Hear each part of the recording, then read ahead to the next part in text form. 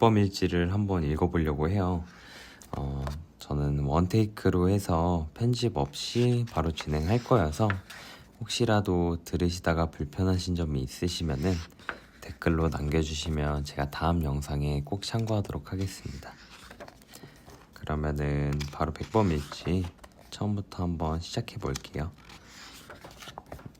아무래도 백범일지 책을 사셔서 보시면 알겠지만 초반 한 20장까지는 저희 한국 열사님들의 사진들과 그거에 대한 사진들이 가득하니까 한번 구매하셔서 보면은 너무 좋을 것 같아요. 그리고 자서전이다 보니까 김구 선생님이 어떤 그 일제강점기 때 어떤 활동을 하셨는지도 다 나와 있으니까 제가 읽어드리는 거 들으시다가 더 궁금한 게 있으면은 구매하셔서 읽으시면 좋을 것 같습니다. 처음 시작은 교감 원칙인데요. 현대성의 원칙.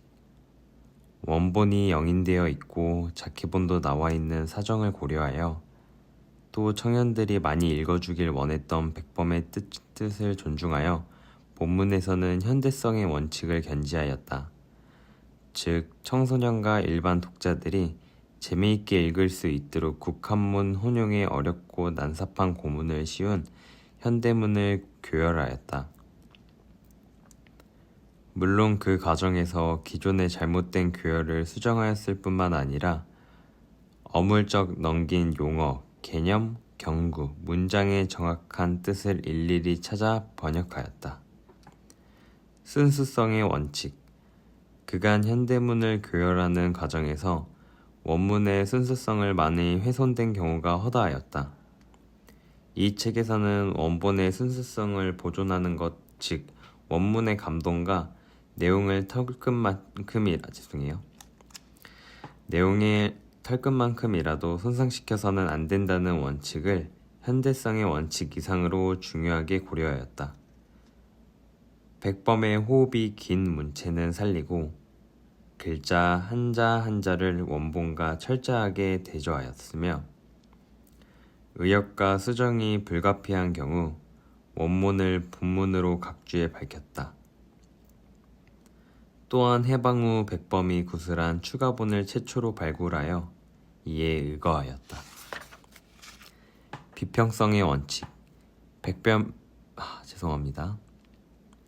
백범일지는 별다른 자료 없이 기록한 수고이기 때문에 백범 특유의 훈훈한 감동에도 불구하고 날짜와 익명의 혼란, 문장의 중복과 선우가 뒤바뀐 것 등 사실관계에 착오가 없을 수 없다.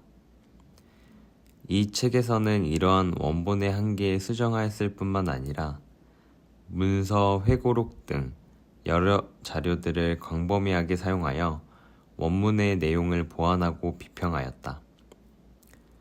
현장성의 원칙.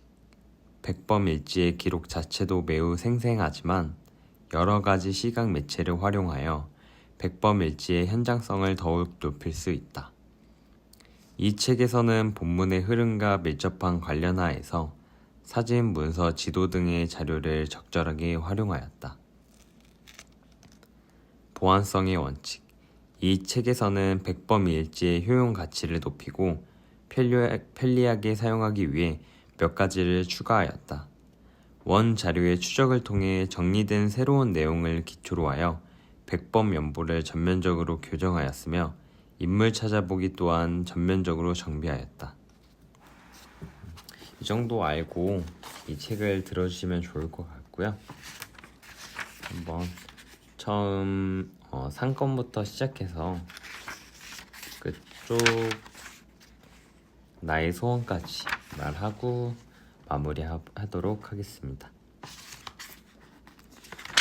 백범일지는 아마 보시면 알겠지만 말 그대로 자서전이잖아요. 그래서 일지에 많은 내용들이 있다 보니까 조금 저의 역사도 그렇고 역사 공부도 할 수 있는 점도 있고요. 그리고 아무래도 왜곡된 부분들도 어떻게 보면 있을 수 있거든요. 그래서 그런 부분들을 이 책을 통해서 다시 알았으면 좋겠습니다. 인신 두 아들에게. 너희들이 아직 어리고 반만리 먼 곳에 있어 수시로 나의 이야기를 말해줄 수 없구나. 그래서 그간 내가 겪어온 바를 간략히 적어 몇몇 동지에게 맡겨 너희들의 아비의 경력을 알고 싶어할 정도로 성장하거든 보여주라고 부탁하였다. 내가 가장 죄송해요.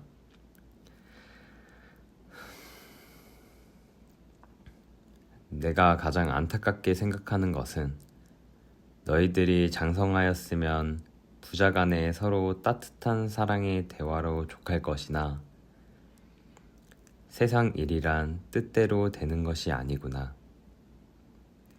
내 나이는 벌써 53이건만 너희들은 겨우 10살, 7살의 어린 아이니 너희들의 나이와 지식이 더할수록 나의 정신과 기력은 쇠퇴할 따름이다. 또한 나는 외구에게 선전포고를 하여 언제 죽을지 모르는 사선에 선 몸이 아니냐. 지금 일지를 기록하는 것은 너희들로 하여금 나를 본받으라는 것이 결코 아니다. 내가 진심으로 바라는 것은 너희들 또한 대한민국의 한 사람이니 동서고금의 많은 위인 중 가장 숭배할 만한 사람을 선택하여 배우고 본받게 하려는 것이다. 나를 본받을 필요는 없지만 너희들이 성장하여 아비의 일생 경력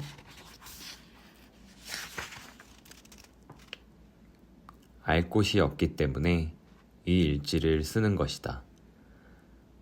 다만 유감스러운 것은 오래된 사실들이라 잊어버린 것이 많다는 점이다.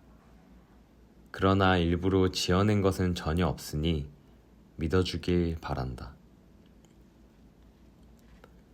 황해도 벽촌의 어린 시절.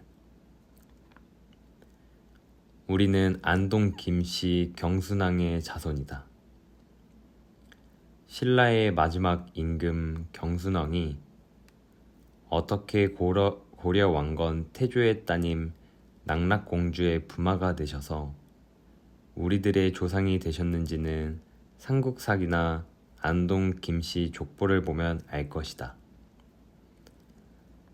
경순왕의 8대 손인 출령공, 출령공의 현손이 이광공, 이 어른이 우리의 시조요. 나는 이광공에서 21대 손, 충렬공, 이걸공은 다 고려조의 공신이거니와 이조에 들어와서도 우리 조상은 대대로 서울에 살아서 글과 벼슬로 가업을 삼고 있었다. 그러다가 우리 방조 김자점이 반역죄를 저질러 전 가족이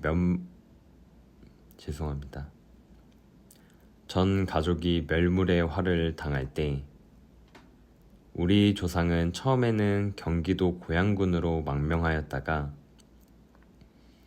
그곳이 서울에서 가까운 지방이라 다시 먼 곳 황해도로 옮기게 되었다. 이리하여 해주읍에서 서쪽 80리 떨어진 백운방, 턱골 팔봉산 아래 양가봉, 그 밑으로 응거하였는데 이러한 내력은 족보를 살펴보아도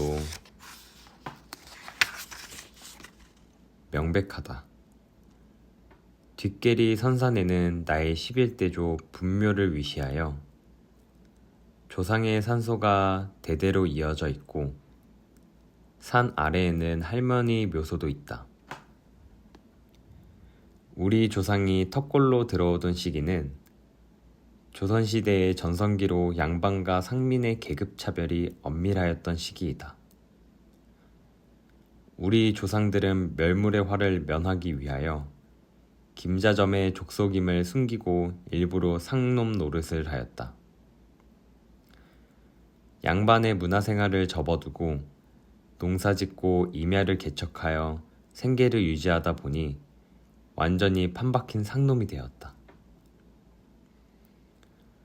조선시대 군제에는 역둔토, 외에 군역전이란 토지가 있었는데 이는 가난한 사람들이 평상시에는 이 토지를 경작하다가 유사시에는 징방령에 따라 군에 나가는 제도이다.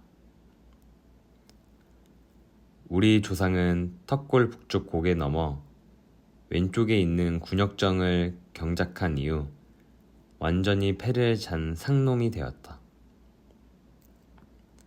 군역전을 경작하다 완전 상놈이 된 것은 문을 존중하고 무를 천하게 여기는 조선시대의 나쁜 풍습 때문이었다. 그 후 우리 조상은 지금까지 턱골 주위에서 진주, 강씨, 덕수, 이씨 등 토착 양반들에게 천대와 압제를 대대로 받았다. 우리 집안의 처녀가 강, 이씨, 문중으로 출가하는 것은 아주 영광이지만 두 문중의 처녀가 우리 집안으로 시집오는 것은 보지 못했으니 이것은 혼인의 천대요. 강 이씨들은 대대로 방장을 하지만 우리 김가는 존이의 외들은 양반의 건세로 우리 집안의 토지를 강점하고 금전을 강탈한 후 농로로 사용하였으니 이것은 경제적 압박이다. 강 이씨들은 비록 머리 따은 어린 아이들이라도 70에서 80세 되는 우리 집안 노인을 만나면 이랬나 저랬나 이리하게 저리하게 낮춤말을 쓰는 반면 우리 집안 노인들은 갓 성인이 된 아이에게도 반드시 높임말을 사용하였으니 이것은 언어의 천대이다.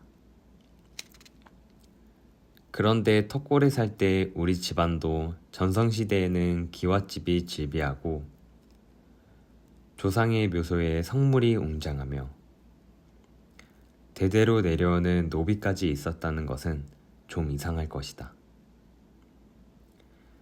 내가 10살 남짓할 때 우리 문중의 혼사나 장례식의 해방로, 이정길이 와서 일하는 것은 목도했는데 그는 소위 말하는 종의 종이었다. 이정길처럼 우리 운명보다도 더 흉악한 운명을 가진 사람도 있었다.